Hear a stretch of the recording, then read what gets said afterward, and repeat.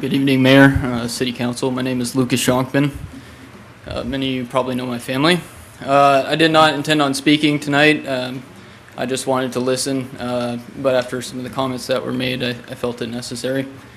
I'm a former member of the military. I was in the infantry. I'm a disabled veteran. I just want to stand on the other side and urge people to stand for their Second Amendment rights.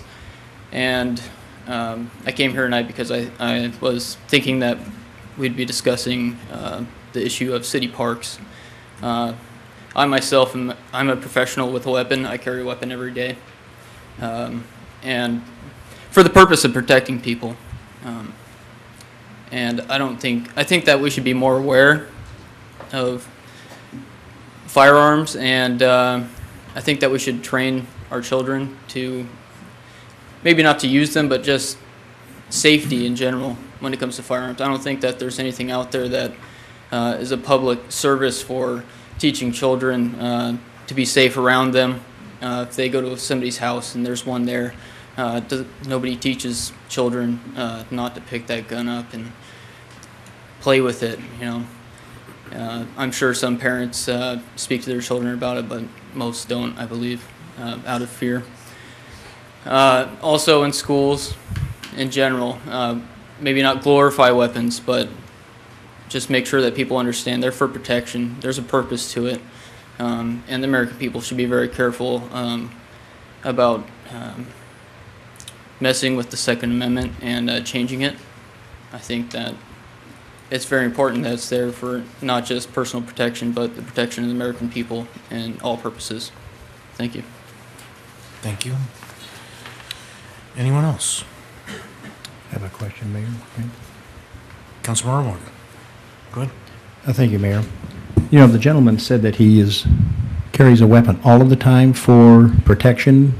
Would you please ask him if he is armed right now?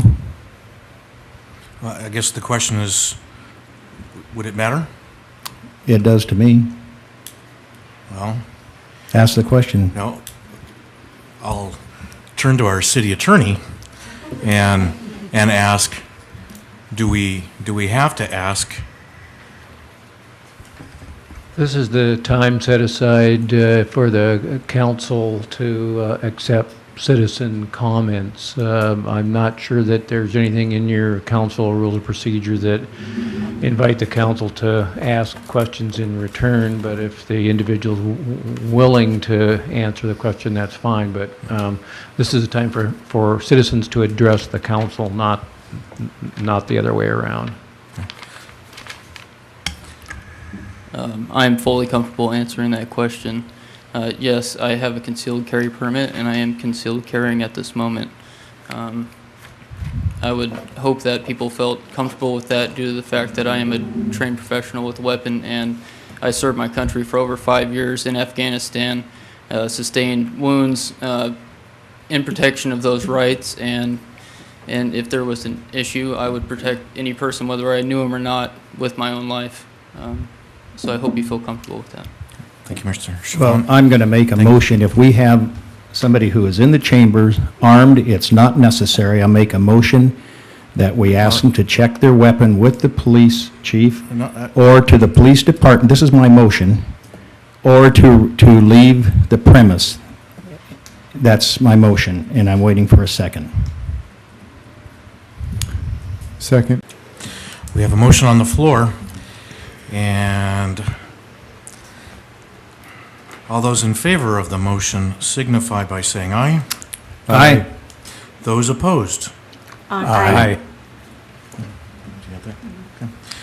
And so that motion does not pass?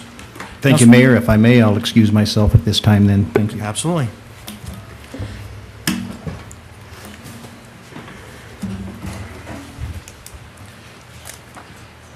Hold on. Councilmember Campbell. I'd like to say something to this.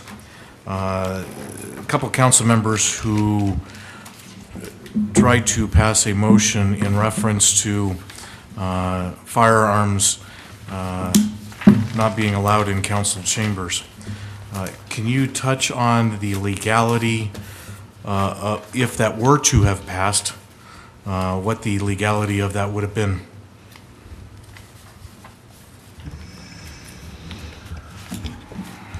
Because of the preemption in state law, as I think I may have alluded to earlier in the meeting tonight, such an action would likely be invalid and unenforceable, and likely would not be a lawful directive in the event the police chief or others were asked to enforce such action. But since such action was not taken, it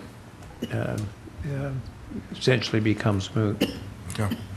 Well, and that's exactly what it seems to be the understanding. But and I apologize to, is it Lucas Chalfant? Yonkman. Oh, is it Yonkman? I apologize, Mr. Yonkman. Apologize for the for the situation where, in this case, we have a couple of council members, and these were same council members that also tried to dictate whether you were able to wear a hat in council chambers. Now are trying to take your right to bear arms away. They're stating that whether it's they're fearful or uncomfortable because of your attendance. I, on the other hand, feel safer that you are here. If we were to play out hypotheticals in reference to an elected official being concerned about somebody harming, it's not going to be coming from the likes of you. And so I appreciate your attendance this evening. I think it definitely opens the eyes of the public in reference to how some elected officials are choosing to go up and beyond the scope of their elected position to take away your rights. As a council member, we end up having to take an oath. This was my oath when I was on the city council.